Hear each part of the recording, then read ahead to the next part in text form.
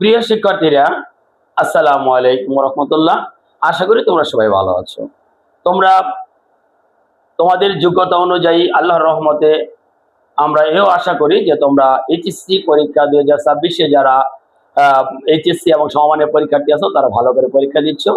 পদার্থবিজ্ঞান পরীক্ষা আগামী 13 তারিখে। এই জন্য আমরা তোমাদের বিশেষ করে পদার্থবিজ্ঞান প্রথম পত্রের এমসিকিউর উপর আমি একটা ক্লাস নেওয়ার চেষ্টা করছি। আশা করি তোমাদের উপকার হবে। শর্ট টেকনিকগুলো আমি একটু শিখিয়ে দেওয়ার চেষ্টা করব।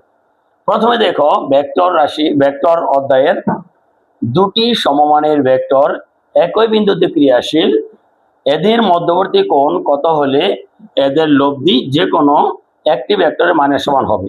যদি P equal to Q equal to R হয়, তবে তুমি নির্দ্বিধায় আলফা ইকুয়াল টু 120 ডিগ্রি লিখে দিবে। তোমার গাণিতিক সমস্যা হয়ে গেল। এরপর আমরা যদি আরো সহজ পদ্ধতিতে আরো একটা গাণিতিক সমস্যা করতে চাই, তাহলে সেখানে আমরা যদি বলি দুটি ভেক্টরের লব্ধির সর্বোচ্চ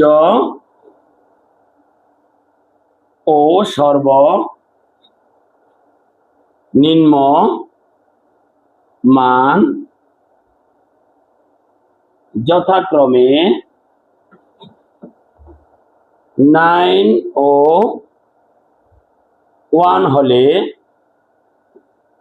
9 একক ও 1 একক হলে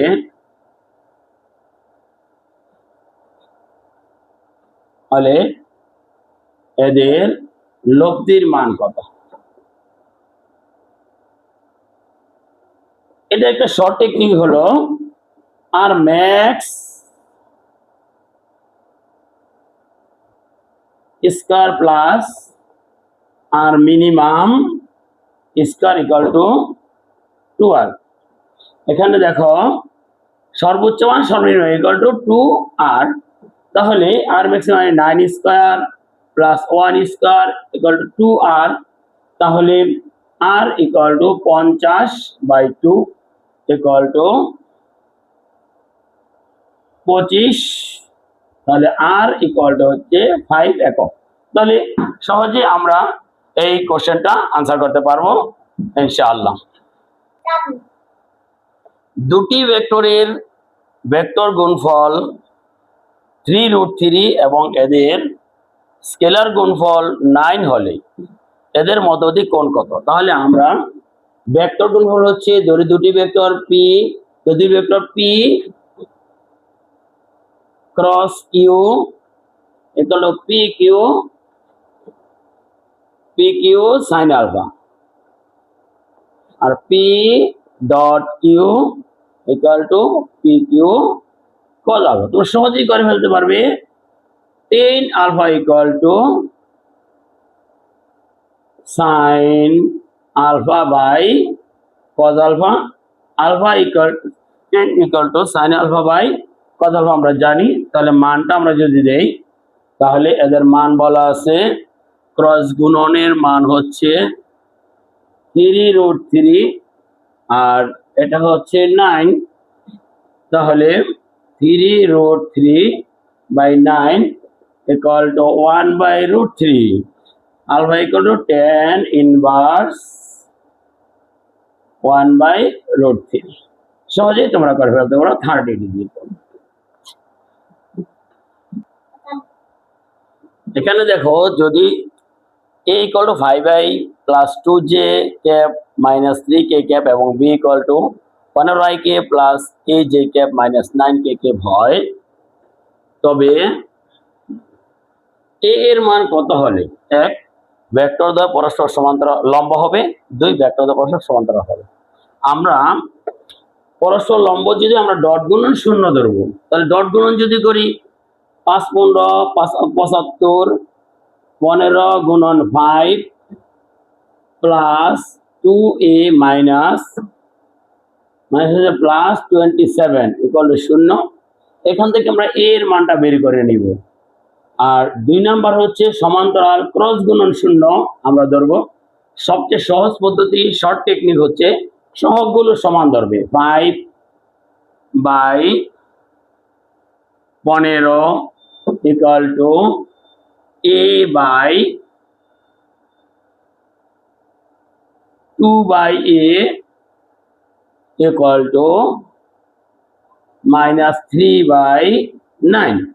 এখান থেকে আমরা যদি বলি 2/a ইকুয়াল টু 5/15, তাহলে 5a equal to 30, a equal to 6, আবার -3/9, মাইনাস দুইটাই মাইনাস আছে, মাইনাস কাটা যাবে।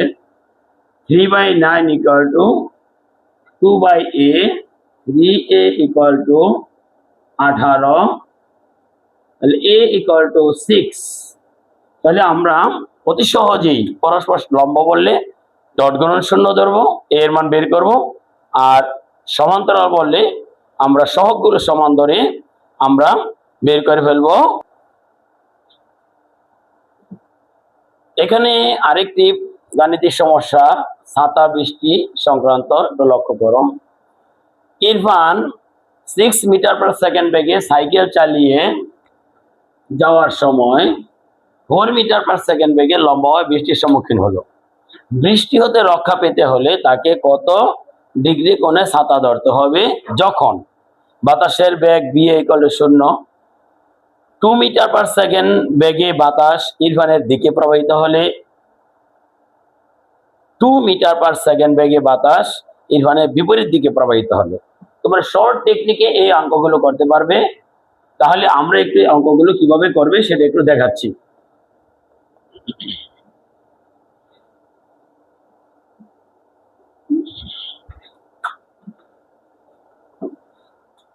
এক নাম্বার, আমরা জানি tan থিটা ইকুয়াল টু যার সাথে অ্যাঙ্গেল সে হবে সিঙ্গেল।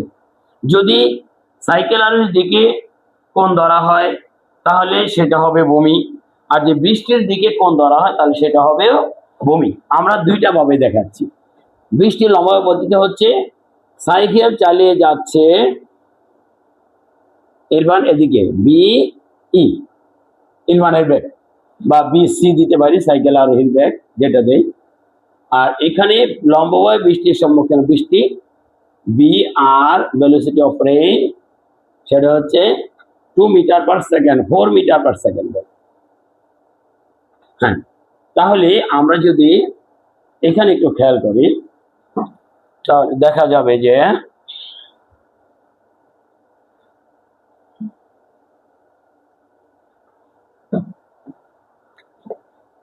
আসলে এটা আপেক্ষিক বেগ, এটা লব্ধি বেগ না, এটা মনে রাখতে হবে। তাহলে আপেক্ষিক বেগের মূল তথ্য হচ্ছে যার সাথে আমরা যার সাপেক্ষে আমরা চিন্তা করব তাকে আমরা বিপরীত দিকে ধরে নিতে হবে। তাহলে আমরা যদি ধরি বৃষ্টির দিকের সাথে থিটা কোণে ছাতা ধরলে ইরফান বৃষ্টি থেকে রক্ষা পাবে। তাহলে আমরা এদিকে আমরা যদি কোণটা বেরিয়ে দেই তাহলে এটা হচ্ছে বি আর, এটা হচ্ছে বিসি, এটাও মাইনাস এটাও মাইনাস, তাহলে আমরা এই থিটার মানটা এটি পাচ্ছি। আমরা যদি এখানে বলি tan থিটা ইকুয়াল টু, যে আগের মতো বললাম যার সাথে অ্যাঙ্গেল সে ভূমি, তাহলে অ্যাঙ্গেলটা হচ্ছে বৃষ্টির দিকের সাথে, তাহলে তাকে আমরা সিঙ্গেল করে দিব B R plus BC cos 90 degree B C sin 90 degree. sin 90 degree মান হচ্ছে 1, cos 90 ডিগ্রি মান হচ্ছে 0, theta equal to ultimately BC by B আর। আমরা এখানে মান বসা দিব।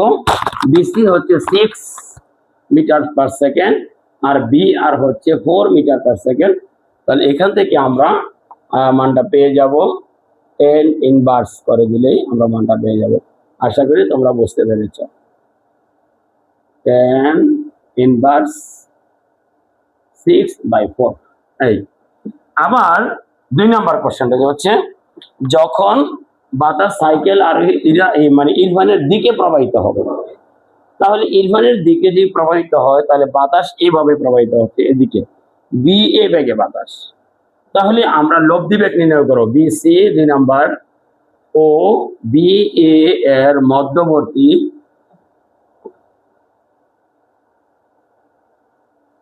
লব্ধি বেগ বিসি প্রাইম হলে BC square plus BA square plus 2 BC BA cos, যখন দিকে প্রবাহিত হয় তাহলে মান হবে 0 ডিগ্রি, আর এখানে আমরা দিয়ে দিব মাইনাস, তার ব্যাগটা যেহেতু বিপরীত দিকে অলওয়েজ মাইনাস, তাহলে আমাদের সূত্রটা দাঁড়াচ্ছে মাইনাস আসছে কতগুলি মান 1, তাহলে বিসি মাইনাস বিএ, তাহলে 6 minus 4 equal to 2 metre per second.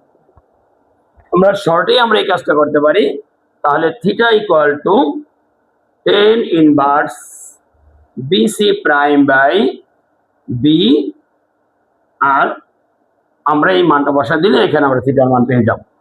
এরপরে যদি আমরা দেখাই দ্বিতীয় বা তৃতীয় ক্ষেত্রে, যদি ইরফানের বিপরীত দিকে বাতাস 2 মিটার পার সেকেন্ডে প্রবাহিত হয়, তাহলে আমরা এইভাবে অঙ্কটা করতে পারবো, সেটা আমরা দেখাচ্ছি। এখন আমরা সাইকেল আরোহী বিসি এবং বিএ এর মধ্যবর্তী কোণ যদি এদিকে বাতাস প্রবাহিত হয়, তাহলে বিসি প্রাইম ইকুয়াল টু হবে BC whole square plus BA square plus 2 BC BA cos 180 degree,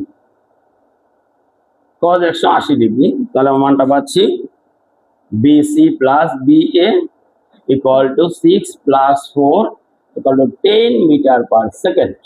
তাহলে এক্ষেত্রে থিটা ইকুয়াল টু হবে 10 ইনভার্স বৃষ্টির বেগ হচ্ছে 4, এটা 2 হবে, তাহলে 8 মিটার পার সেকেন্ড, তাহলে এটা হবে 8/4। এক্ষেত্রে আমরা থিটার মানটা নির্ণয় করতে পারবো। আমরা এক্ষেত্রে থিটা মানে, কারণ লব্ধি বেগ বের করে নিতে হবে। তাহলে আমরা যেটা বলতে যাচ্ছি সেটা হচ্ছে, যখন বাতাস সাইকেল আরোহীর দিকে প্রবাহিত হবে তখন আমরা লব্ধি বেগ নির্ণয় করে তারপর থিটা বের করব, আর যদি বাতাস সাইকেল আরোহীর বিপরীত দিকে প্রবাহিত হয় তাহলে সেক্ষেত্রে সাইকেল আরোহীর বেগ এবং বাতাসের বেগ যোগ হয়ে যাবে, পরে আমরা থিটার মানটা বের করতে পারবো। এভাবে আমরা নদীর ছাতা বৃষ্টি অঙ্কগুলো সহজেই আনসার করতে পারবো আশা করি। আমরা জানি দুটি ভেক্টরের ডট গুণফল P dot Q equal to P Q cos alpha. এখানে কিউ কজ আলফা হচ্ছে P dot Q by P. এই কিউ কজ আলফা হচ্ছে, আমরা যদি এটা চিন্তা করি পি, এটা হচ্ছে কিউ, তাহলে কিউ কজ আলফা হচ্ছে, কিউ কজ আলফা হচ্ছে পি এর উপর কিউ এর লম্ব বিক্ষেপ।